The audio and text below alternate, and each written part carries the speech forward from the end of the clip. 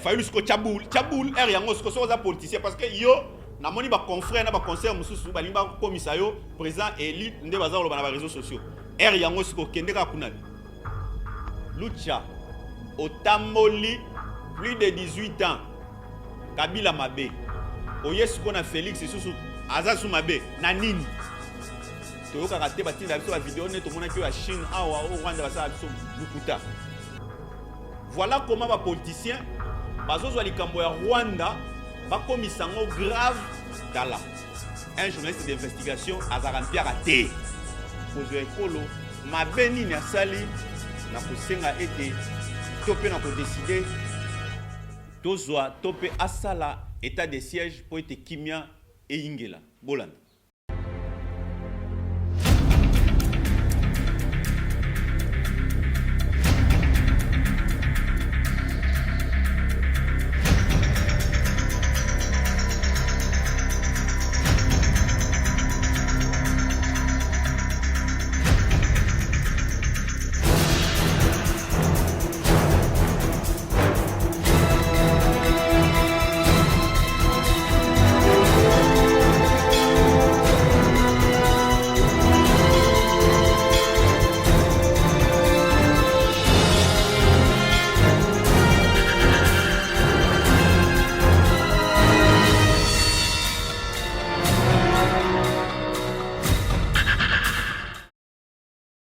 Mbote nabino balandi nyonso ya Congo mbote bisika nyonso bozwami bino bai o bopesi biso confiance na chaîne nabino nyonso ya Congo télévision pe magazine nabino nyonso ya Congo nazana plaisir mukolo mwalelo koyeba na kozala na bino bongo toyeba na kosona mayematali mboka moka koswa na tata mokonzi wa ekolo pona musala oyo azali kotalisa pe bolingo nakolakisa ete kimia esengeli ezingela tope eingela mboka na biso Congo démocratique.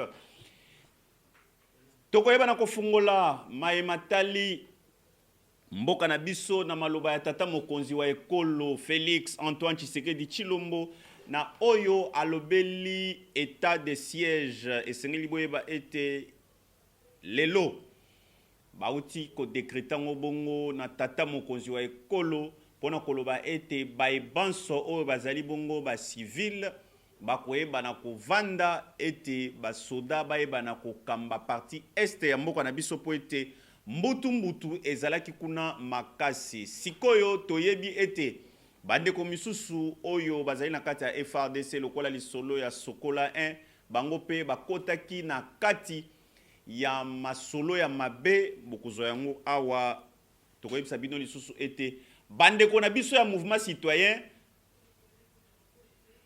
musana bino ya mabe emonani boza mabe na niveau moko boza mutema mabe bino bino bandeko ya mouvement citoyen en tout cas musala bosali elakisi pena ete babanda ko tindika bino ndeko tindika po oyo tata mokonzi ya ekolo asali bino lucha boteli mpona koloba ete tosepe nango te boa mutema mabe kindoki na bino ebina poasa bolanda nanu maloba ya tata mokonzi ya ekolo mabe nini asali na kosenga ete tope na kodeside tozwa tope asala état de siège po ete kimia eingela bolanda. J'ai décidé de proclamer l'état de siège sur toute l'étendue des provinces de l'Ituri et du Nord Kivu. Des dispositions subséquentes seront annoncées dans les heures qui suivent. J'invite dès lors chaque Congolaise et chaque Congolais, où que vous vous trouviez, à une mobilisation totale pour faire front avec nos forces armées déployées pour sécuriser notre territoire. Nos vaillants militaires doivent être appuyés par une prise de conscience collective de tous leurs compatriotes à titre de réconfort et leur serment de défendre la patrie et l'intégrité du territoire national. À cet effet, j'exhorte le peuple congolais tout entier à adopter pendant cette période une attitude responsable à tous égards. Ainsi donc, je recommande plus particulièrement au gouvernement de la République de ne ménager aucun effort pour assurer la logistique nécessaire aux forces armées déployées au front. À la classe politique tout entière de ne mener aucune action de nature à saboter ni à décourager nos forces armées. Aux hommes et aux femmes des médias d'appuyer à travers leurs programmes respectifs l'action des forces armées. Voilà, Tata Mokonzi Ekolo alobaki. En tout cas, merci beaucoup, Tata Mokonzi Ekolo. Natondi obotondi po ete otalisi ya solo ete ozali solo Tata Mokonzi Ekolo. Makamba boye, tomona yango te, tomoni yango boye, esali kitoko po ete basoda na biso wana FRDC basali mikolo ebele ko bunda na ete kimia bana kokota tokanisa bongo tata wa biso moko mobundi munene général Mamadou ope awaki kote kuna tokobosa na bongo te mbunza mabe ndeko oyo tata oyo atelemaki koloba ete esengeli makamone sila kasi toyebi baso lelo emonani na posa ete kaka biso ba congolais nde totungisaka alors tokoselaka ba rwandais makambu po na nini po sikoyo nyonso emonani na posa ete batu oyo babundisaka mboka bazaka na kati ya mboka botika kokosela ba rwandais makambu pamba na ba mission uti koleka na yebisaki bidon ete Chan ebetama na Rwanda botanga la biso ta joueur moko o azonga ki empoisonné tope babomaki ye eza lukuta lelo bandeko na biso ba congolais bazofana na Rwanda bazalaka chaque fois menacé te toyokaka te batinda biso ba vidéo ne tomonaki ya Chine awa au Rwanda basala biso lukuta.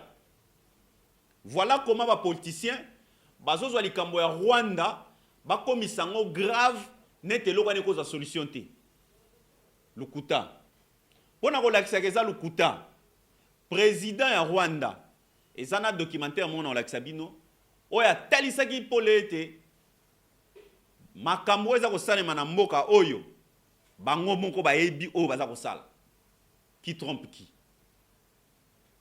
tala ndenge tolingaka kaka kolakisa ete Rwanda ba innocent lelo monene na poisa à travers ba image oyo bandeko na biso FRDC baza kuna bazobunda butu moi ete kimeye bana kokota balakisi na poisa ete même ba généraux baza na kati ya masolo pona kozwa ba minéraux bazokosa na liboma bazoteka ba munitions ote bazokufa bazosala boye bazosala effort baboma bandeko na biso ba FRDC pona baloba ete tozokoka te bambongo ezobima wala nyonso au bénéfice ya ba individu tala niveau mutema mabe oyo kongola zanango kokosela kaka Rwanda makabu lelo el monani penda polele ba politicien na ba mouvement citoyen oyo ba politicien bazo tchabino na sima pona bosala makambo yo pena lucha mabe nini o tata mokonzi ekola sali eloko wana po ete to retrouver kimia bolanda siko ba image oyo botala ndenge nini bango moko ba o baza na front bazoloba po place o baza wana yo muto ocha makelele ngana o to ocha makelele la to za wana te mais bolanda ndenge nini médecin oyo azoloba ndenge bazalaki pe lelo ndenge nini bazali yo vandaka lobake FRDC ça eloko te tata mokonzi ça eloko te tozanga ba discussion moko ezanga tina awa alors que makambu de fond oyo salema olinga olanda honte bokolanda image wana yo moko siko sala analyse siko mituna soki tata mokonzi ekolo Félix Antoine Tshisekedi Tshilombo aza kosala eloko te to vanika na kati ya ba rédaction na biso na ba reportage moko ya mikuse pona olakisa ete mboka oyo eloko moko esalema te. Quand il n'y a pas la sécurité, makamunyo zikotambola malamu te, ba investisseur ba oyate parce que ba yebi ke mboka ana ezana kimia te. Siko tata mokonzi ekola linga prouver ce que le contraire. Toko banda na makambo etali sécurité sociale ekoya. Boko mesana. Botala sikoyo ba image oyo lelo na comprendre que même abecho la comprendre ete mokonzi mboka surprendre bango. Bokanisa boko pesa une leçon makamba politique botika na ba politicien. Alakisi pena ete solo azalaki pena na école politique pe alakisi bino ete ya solo aza politicien bolanda ba image wana pe botia siko banalise les canons vers la menace et les unités rangées à l'ordre de bataille utile, les FARDC ont lancé une offensive impitoyable contre la coalition FPIC et FRPI ce matin au village Nyakoundé, situé à 47 km au site de Bunia. Par les attaques enveloppées, pendant une heure de combat, l'armée régulière a conquis et consolidé le village Nyakoundé, Kalingi, Malumbata, Malumbabo, à la plus grande satisfaction du médecin directeur de l'hôpital Nyakoundé, en présence du commandant 3e zone de défense après la conquête, où la milice avait pris en otage cette institution sanitaire et les malades, qui est un crime contre l'humanité. Vous allez voir avec nous, aucune population, et nous n'étions restés qu'à 4 personnes dans le sein de l'hôpital. Donc avec autant de malades qu'il ne fallait pas les abandonner. Nous étions obligés de rester et aller à leur secours.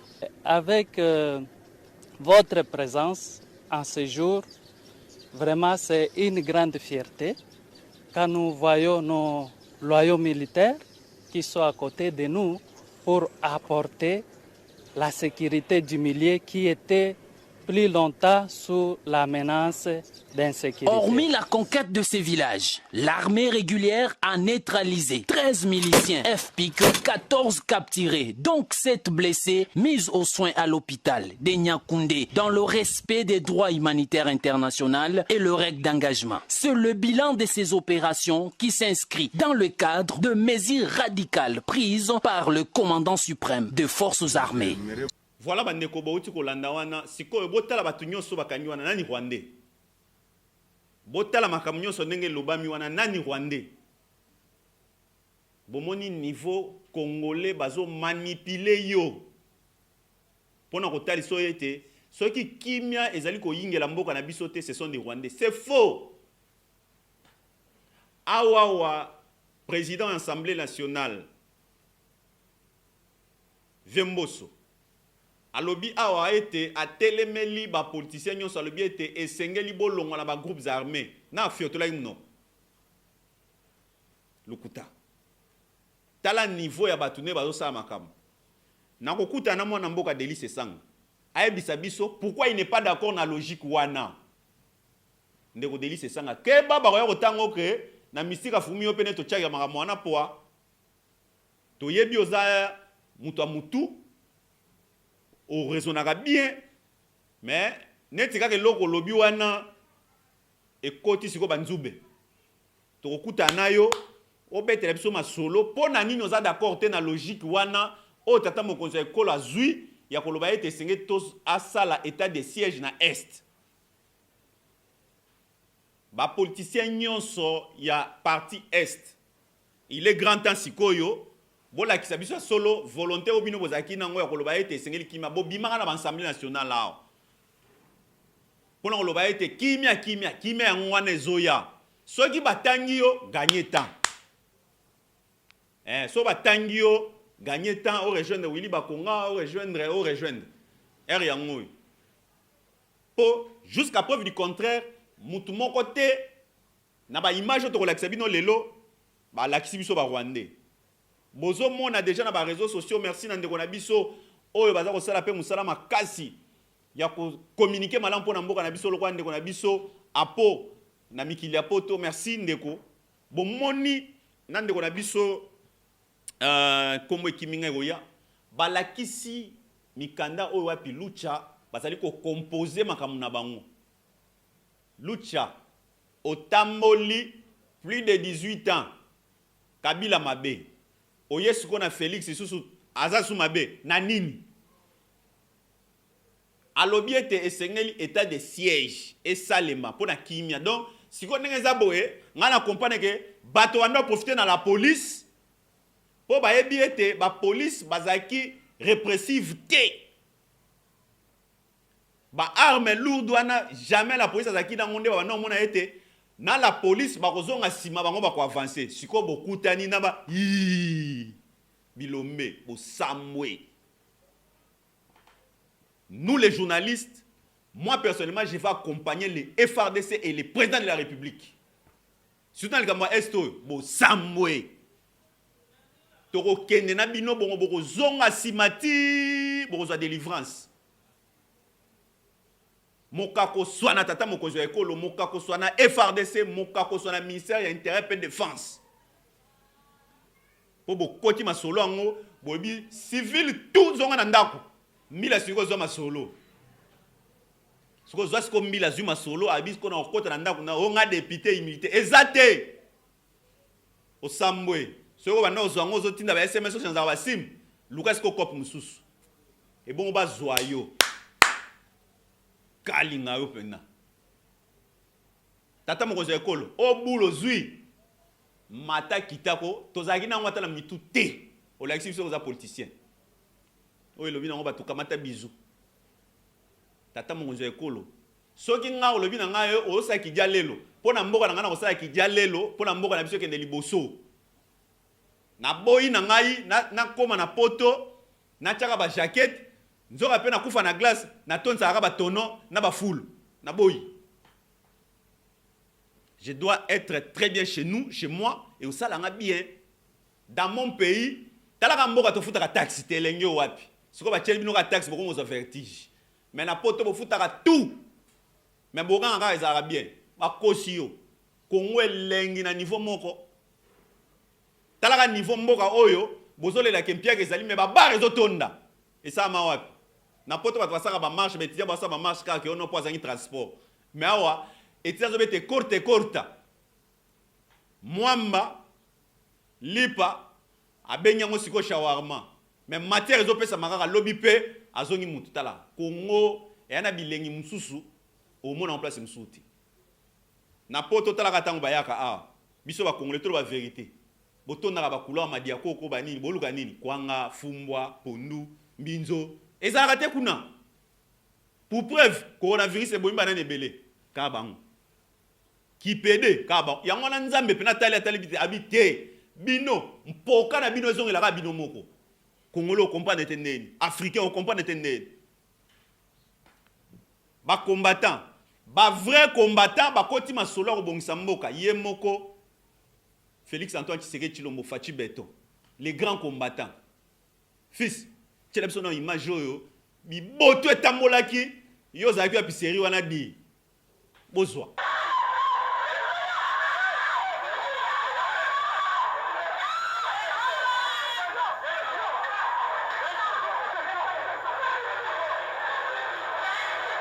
Résultat, 3 blessés dans les rangs des forces de l'ordre, 2 blessés parmi les militants zaïrois. Il n'y aura pas d'arrestation, mais l'affaire ne se conclut pas. Siko makamba boyo zaki wapi tala mutu oyo abanda dia ko bunda po état de droit siko to ozwela bino sikoyo masolo FRDC sazo sata muso ki diba okanisa ke non masolo wana eza ba photoshop ote eza ba montage siko zwa siko na chikata za wana basodo bakende ba formation siko bazwa ki formation pa ya mundele ba comprendre d'abord Congo na musika ba esco de près kutana na chikata unga soki nani onga batinenge pa politicien nini kutana chikato samba bozo ba image félicitations chapeau bas respect na bino FRDC toza sima na bino muto akoloba ete musala boza osala eza mabe ala ke la mama beti akokufa di toza ba image. Ça crépite dans plusieurs villages du territoire d'Ndjogo. La situation sécuritaire reste tendue. L'offensive militaire contre le milicien de la coopérative pour le développement du Congo Codeco produit ce fruit, affirme le porte-parole de l'armée Anitoré. Et l'ennemi est en débandade, nous sommes là et nous allons arriver périmètre par périmètre. Ça c'est notre pays.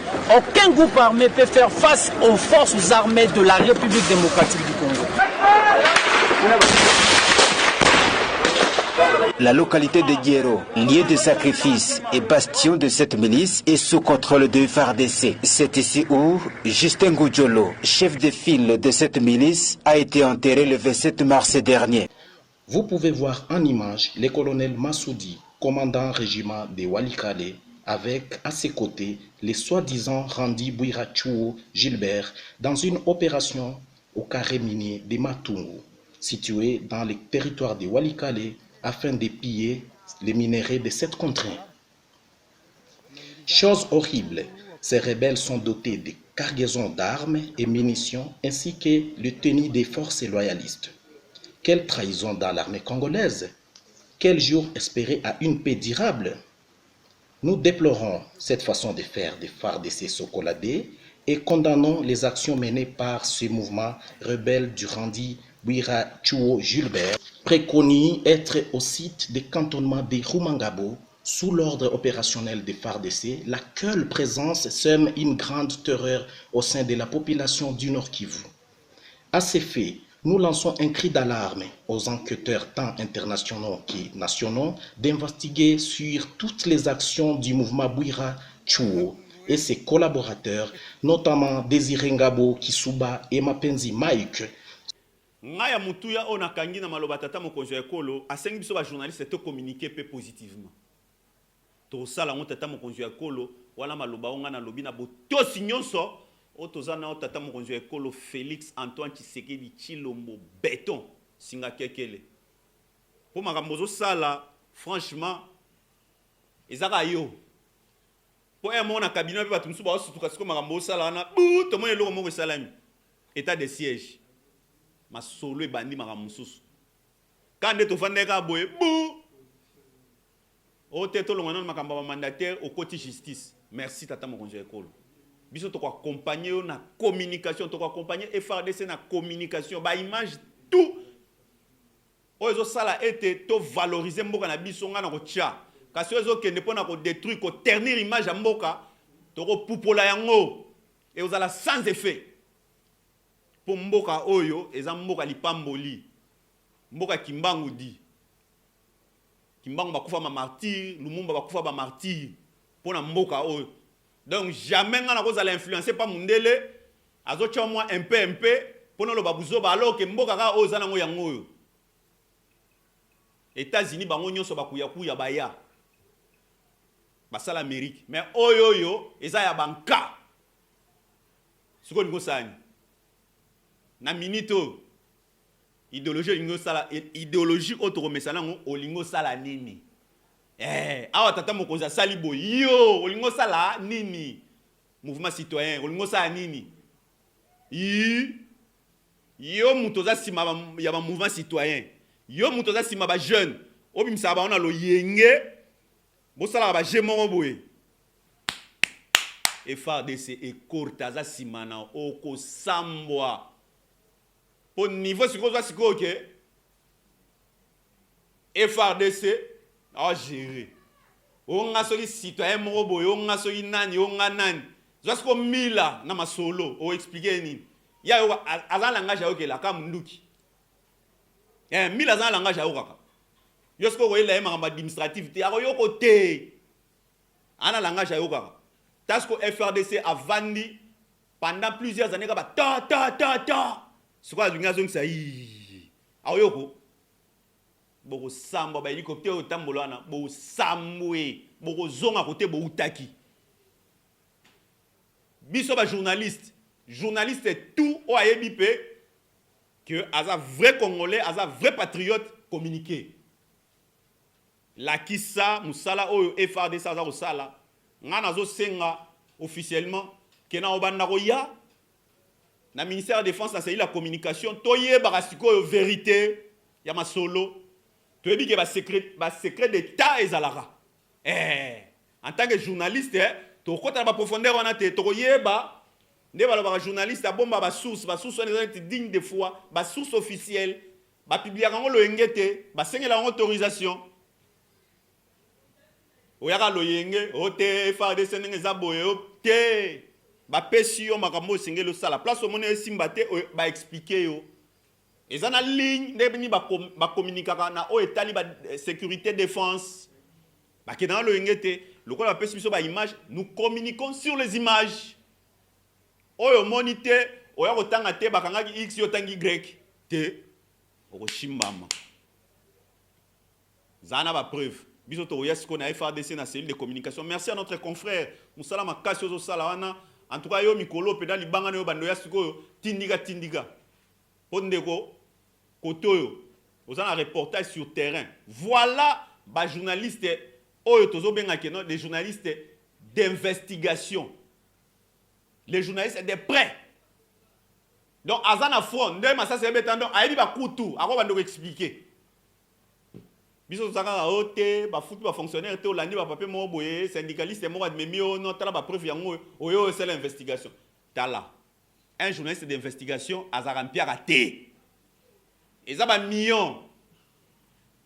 Yo, il c'est l'investigation, pas président de la République, et ça va million.